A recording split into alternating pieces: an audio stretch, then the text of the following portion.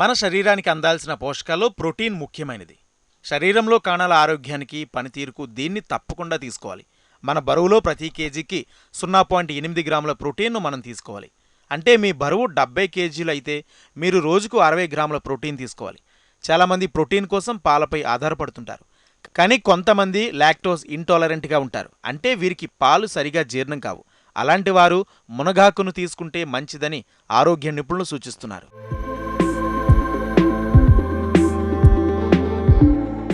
మునగాకులో vitamin A, vitamin C, vitamin బి1, thiamine, vitamin బి2, riboflavin, vitamin బి3, niacin, vitamin B6, folate లాంటి పోషకాలు ఉంటాయి. Magnesium, iron, calcium, phosphorus, zinc కూడా మునగాకులో పుష్కలంగా లభిస్తాయి. ఒక స్పూన్ మునగాకు పొడిలో 1 గ్రాము వరకు ప్రోటీన్ అందుతుంది.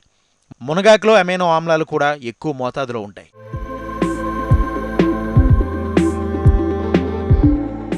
చర్మంపై గాయాలను తగ్గించడంలో మునగ గింజల నూనె మెరుగ్గా పనిచేస్తుందని జంతువులపై చేపట్టిన అధ్యయనంలో వెల్లడైంది. ముఖ్యంగా చర్మంపై ఆక్సిడేటివ్ స్ట్రెస్ను ఇది తగ్గిస్తుంది. జుట్టు ఆరోగ్యాన్ని పరిరక్షించడంలో మునగాకు పనిచేస్తుందని ఈ అధ్యయనంలో రుజువైంది. Non alcoholic fatty liver disease లాంటి జబ్బుల నుంచి కాలేయాన్ని కాపాడడంలోనూ మునగాకు చక్కగా పనిచేస్తుందని మరొక అధ్యయనంలో రుజువైంది. ముఖ్యంగా కొలెస్ట్రాల్, ట్రైగ్లిజరైడ్ స్థాయిలను తగ్గించడం ద్వారా ఇది పనిచేస్తుంది. ఆహారం ద్వారా వచ్చే బ్యాక్టీరియల్ ఇన్ఫెక్షన్లు, కీళ్లవాతం, నాడీ సమస్యలు, మధుమేహాన్ని నియంత్రణలో ఉంచడంలో మునగాకు పనిచేస్తుందని పరిశోధనలో రుజువైంది.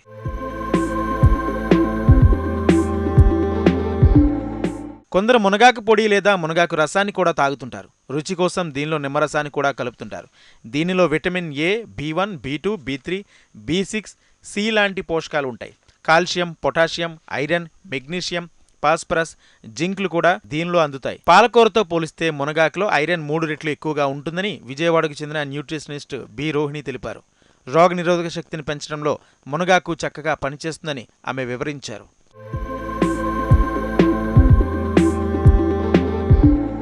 పాలకు బదులుగా మునగాకు పొడి లేదా రసాన్ని కూడా తీసుకోవచ్చని డాక్టర్ సాయిబాబా నాయుడు తెలిపారు. పాలలో కాల్షియం, ప్రోటీన్ స్థాయిలు ఎక్కువగా ఉంటాయి. ఇవే పోషకాలు మునగాకులోనూ లభిస్తాయని, పాలతో పోల్చినప్పుడు ఈ ఆకులో ఇవి 2 నుంచి 3 రెట్లు ఎక్కువగా లభిస్తాయని సాయిబాబా వివరించారు. పాలకు అదనంగా మునగాకులో అమైనో ఆమ్లాలు కూడా ఉంటాయి. పైగా ఫైబర్ కూడా ఎక్కువగా ఉంటుంది. అజీర్తి సమస్య కూడా ఉండదు అని ఆయన తెలిపారు.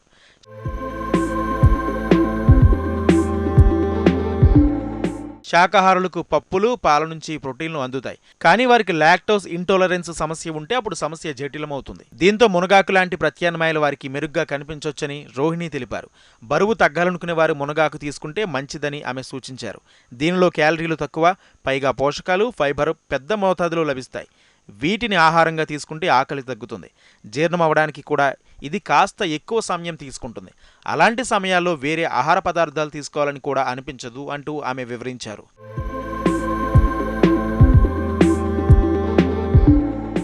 అయితే మునగాకు అందరికీ నోటికి అంతగా రుచించదు. అందుకే దీన్ని ఎక్కువ మంది ఆహారంగా తీసుకోవడానికి వెనకాడుతుంటారని రోహిణి వివరించారు.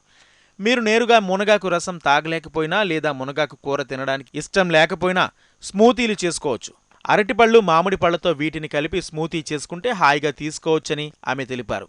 లేదంటే మునగాకు టీ కూడా బాగుంటుందని ఆమె వివరించారు. కేవలం తేనె, నిమ్మరసం కలుపుకుని హెర్బల్ టీలా దీన్ని తాగొచ్చని ఆమె వివరించారు.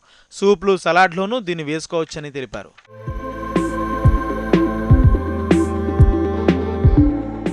అయితే మునగాకును మరీ ఎక్కువగా తీసుకోవడం మంచిది కాదని నిపుణులు చెబుతున్నారు. వీటిని మరీ ఎక్కువగా తీసుకుంటే కొన్ని అనారోగ్య సమస్యలు వస్తాయి. ఉదాహరణకు వీటిలో ప్రతి 100 గ్రాముల ఆకుకు కాల్షియం ఆక్సలేట్ స్థాయిలు 430 నుంచి 1050 mg వరకు ఉంటాయి.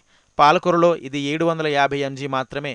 కాల్షియం ఆక్సలేట్ స్థాయిలు మరీ ఎక్కువైతే కిడ్నీలో రాళ్లు వచ్చే ముప్పుంటుందని కేరళకు చెందిన hepatologist, social media celebrity doctor Cyriac Abby Philips ఒక వీడియోలో తెలిపారు.